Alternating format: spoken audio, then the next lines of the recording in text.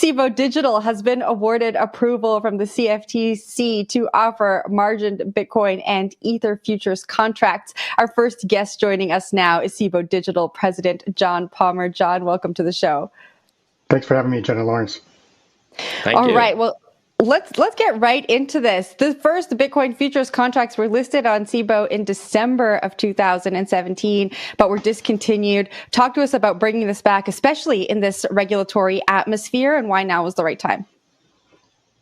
So we've been working on this since 22 with the CFTC, and we're really excited about the developments. And we've been working with the staff along this for the last 15 months. And as you mentioned, we saw the first futures contracts listed in 2017 and 2018. And since then, we've only seen, a small pool of liquidity really build in the U.S. derivative markets. And so we're really excited to be able to bring margin-based futures to the U.S. Industry in order to expand the liquidity pools, expand the abilities, and ultimately bring additional innovations to U.S. investors, where we're seeing similar practices being offered in the international derivatives markets. What was the process of getting this approval? You know, we've heard several different firms try and get approval from the CFTC and the SEC. They run into some roadblocks. Talk to us about your process. Yeah, our process really started with looking at what was existing in the industry. So our model is an intermediated model, as they refer to. So futures commission merchants are the only members of the clearinghouse able to offer and access the margin treatment on derivatives. And what that means is we've basically proposed a model that fits within the existing regulatory guidelines. And this is a model and a regulatory framework that's been in place for over 100 years. And we've seen it work. It's time tested. And so from our perspective, we said, this is already working. We want to work with all the partners in the industry that are already providing derivative access in commodities to their customers. And this is the right way to do it. So explain a little bit about the structure of this contract versus what you had going before, because, as Jen, basically, you had a contract that was 5 Bitcoin when you were the first to the market with it, but ultimately CME won that one out. So what makes it different here? What's the structure of this contract? So we're actually going to be offering a few different contracts. We'll offer a financially settled contract, and we're looking to offer a physically settled contract. And all this is still pending some additional regulatory approvals. But the difference here is that the Cboe Digital platform is built integrated with both the spot and the derivatives platform. So participants are able to trade both spot and derivatives on the same tech. So some efficiencies for those folks doing those integrations and managing those tech platforms. Well, I mean, in terms of size of contracts, you guys haven't figured that out yet, or are they minis? Are they what would bring in the liquidity that you guys didn't have before? Yeah, I think you're going to see us list something that sits in between what the industry kind of has out there today. So there's nanos that are really small. You have the micros at the CME. You have the big kind of the regular contract at the CME, which is 5 Bitcoin. So there's a big spread, call it between 100th of a Bitcoin to 5 Bitcoin. We're going to be in the middle of that. I think you'll see a cash settled future that's a little bit smaller in size, a little bit has a better appetite for retail investors, and then we'll have a larger physically based contract that's more focused to institutional players. And you talked about getting through to this with the CFTC and working with the CFTC. Of course, they're more crypto friendly than the SEC.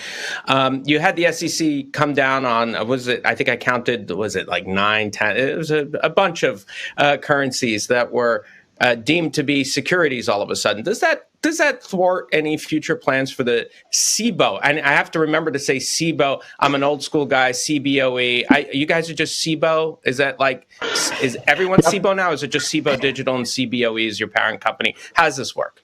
Yeah, so we're Cboe or Cboe Global Markets. So after we acquired BATS in 2017, we moved from CBOE to Cboe. To your point, you still remember everyone as CBOE, so that's okay. But definitely, I'm going to pronounce it Cboe. That's it. As long as it's Cboe, that I don't know works why for me. the BOE has to be lowercase. People's work. Hey, Yeah. we're here just, building a global network of exchanges. So we're really excited about that. I think when we look at what's happening in the regulatory environment, it's kind of a little bit of a double-edged sword. Number one, we're seeing some clarity in the U.S. in the sense of what the SEC is starting to view as securities in these filings. So from our perspective, we see these lists of tokens and we say, okay, well, we at least know that the SEC thinks these are securities. So if we wanted to trade those securities, we know what we need to potentially do to be able to offer those to our customers. There's obviously thousands of other tokens out there that we don't know. From Cboe Digital's perspective, we're not an arbiter of what is or isn't a security, what's a commodity, what's a and where it should be. Ultimately, what we're looking for is just clarity, call it a box, in which, from the federal perspective, from our regulators, that we can operate in and do so prudently, offering a trusted, transparent market to investors globally. And we operate 26 markets today across 18 different regulatory jurisdictions across Cboe, across a number of different asset classes. So, from our perspective, we want to work with all the regulators. We don't have a preference. It's just more of the clarity is the most important piece. Cboe has been around for a really long time. Do you think that you've had a regulatory advantage in that respect because you've worked with regulators before? You're not a new crypto exchange that popped up on the block in the last 5-10 years. Do you think that gave you a regulatory advantage here? I think it does play a little bit into an advantage for us. We've been in business for 50 years, working alongside our regulators very closely. So we've helped educate our regulators. We've worked with them time and time again as we want to innovate and bring new products to the market. And so we approach digital the same way. We want to work alongside our regulators and find a prudent way to continue to move the ecosystem forward.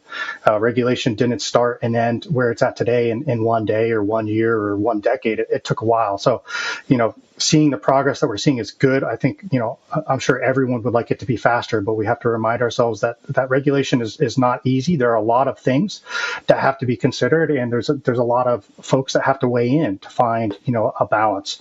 And so from our perspective, we've approached it with an insight into thinking that the digital market will look very similar to some of the very other robust and liquid markets that we operate in the US and in Europe or even globally.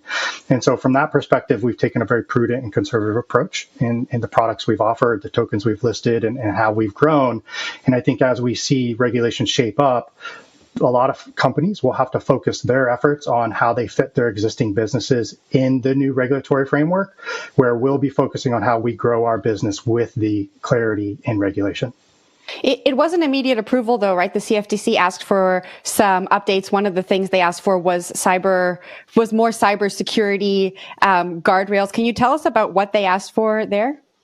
So yeah, some of the things that they asked for are, some clarity on our SOC reports. So Cboe Digital has a SOC Type 1, a SOC Type 2 certification. And so we also work with industry participants, call it custodians, digital custodians, that also have those types of security certifications. And I think that's really important because that shows customers that there are independent auditors coming in, checking processes and governance and procedures to make sure that everything is safe and you can trust what they're doing. And so I think, those are some of the things that the CFTC was looking for in terms of being able to see us working with and being prudent with the vendors that we work with, on top of making sure we have the same certifications internally. And then additional things like a little bit of extra risk management, call it cover 1 versus cover 2 versus cover 3 type of margin program. And that is at the designated or clearing organization, or DCO, at the CFTC. That's where all the derivatives contracts are cleared. That's the type of kind of risk modeling that the internal folks will use to determine margin and default financial resources funds and other things. And so we took, again, a very prudent approach, employing a cover 2 model, which is has additional risk safety than called a cover 1 model, which some DCOs are able to employ. John, thank you very much for joining us this morning. It was a pleasure speaking to you. Thank you very much for having me. That was Cboe Digital President John Palmer.